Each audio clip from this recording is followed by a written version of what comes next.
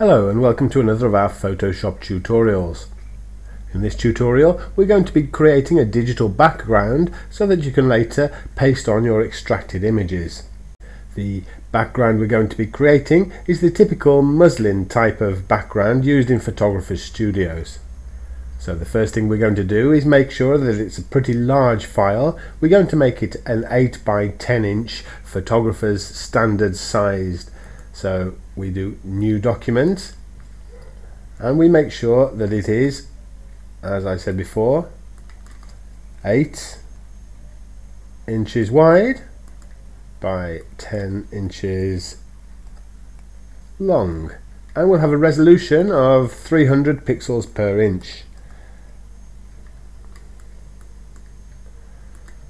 Okay, so we'll create this here. So now I've got my new document.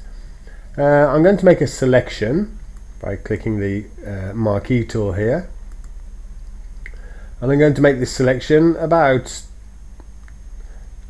this size here, a little selection box occupying just a part of the image.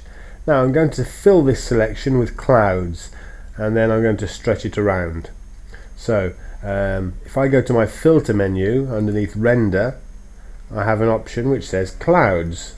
Now this will fill the selection with clouds of the color that I've got selected at the moment. So I click clouds there and I'll get black and white clouds. There we go. Just make that a little larger so you can see it. Black and white clouds, being as I had a black and white background. Now this is basically our backdrop.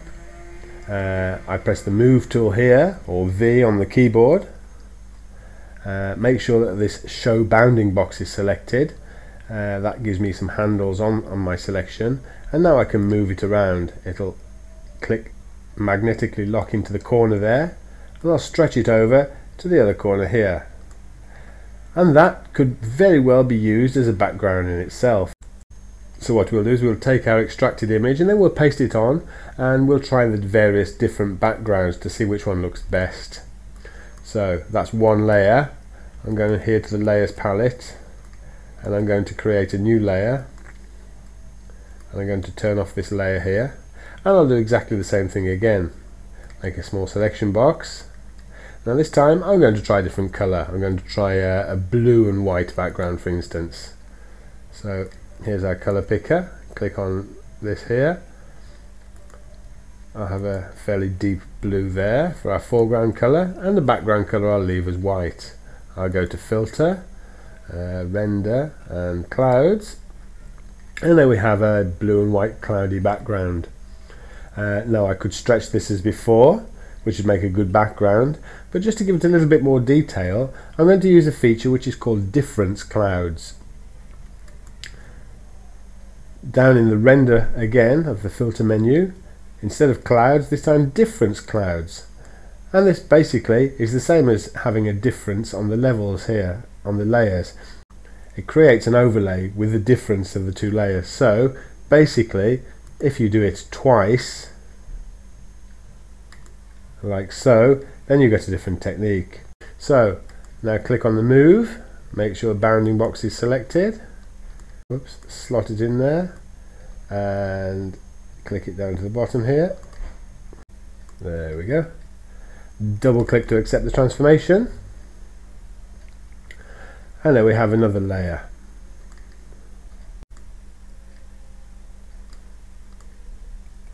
I'm going to do another one.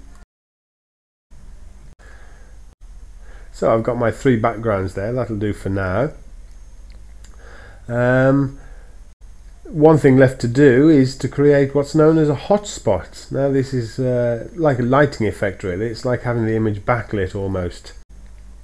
So I'll click on our layer and I'll press Ctrl D to deselect it. And now I'll go over here to the marquee selection tool and I'll select elliptical marquee tool. I'll make an ellipse here in the center of the image, very approximate. I'm going to move this around later. And what I'm going to do is to create an adjustment layer. Now I'll click over here, create an adjustment layer, and the layer I want is a hue and saturation one. There we go. Here's a hue and saturation dialog box. Now this will only apply to the area that I had selected. I don't want to be bothered with the hue and the saturation. I don't want to change the color at all. I'm just going to deal with the lightness, and I'm going to make it completely black. I'm going to make it dark all the way over here, and I'll press OK. Now I don't want it to be black, I want it to be white, and I want the outside area to be black, so I'm just going to invert it. Click on the mask, press Ctrl I, and that inverts it. Now, two more things I'm going to do. First of all is I'm going to blur it completely. So I'll go into Filters and Blur, and I'll select Gaussian Blur. And I want a really high value Gaussian blur. Let's have a look. A lower value and it'll be quite sharp still. I'll have to take it up really high. So that's very nicely faded in there at maximum blur. I'll press OK. Just wait for it to finish rendering. And there we go. And one more thing, just to bring the background back in, as it were, is to make this adjustment layer opaque. So I'll click on the selector here and I'll slide it down a bit. If I slide it all the way, then it takes away the effect completely. So I want it to be dark around the edges but not black. Now that would be a very moody photograph, a very moody portrait, and that would be a little slightly more atmospheric. And I'll leave it there. Now the parameters of this hotspot, of this lighting effect if you like, can be changed at any point. That's the whole idea of putting them onto an adjustment layer. We can change them, completely configurable. We can even move the spot around. So what I'm going to do now is to paste on an image that I extracted earlier, and then we can move the hotspot around, make it larger, smaller, brighter, darker, whatever's needed to accompany the image and the background that we select for it. So here's an image that I created earlier. I'm just going to drag on the extracted layer, drag the layer itself onto our image here. There we go. I'll press the move tool to move it around and move it down here. So there we have the image in the middle of our new picture, in the middle of our backdrop. So now I'm going to move the hotspot around to accompany the image. So I'll click on the adjustment layer we have here.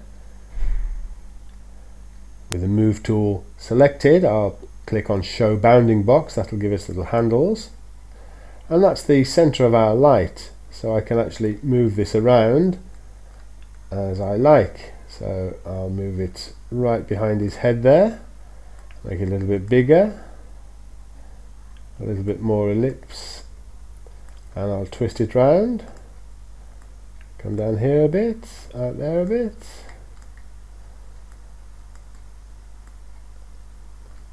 And there we have quite an atmospheric effect. Double click on it to render it, and just so we can have a good look at it, I'll unclick show bounding box. And that's not a bad effect that we've got there. Very dark around the edges, lighting you can see, and it's quite a respectable imitation of the muslin backdrops that are used in professional photography studios. So let's just try this image with some of the other backgrounds that we created. And there it goes nicely on the blue layer. It's a bit bright. Let's try it on the black layer. That's quite atmospheric as well. So there you have it. 3 different backgrounds, easily created, and completely configurable hotspots.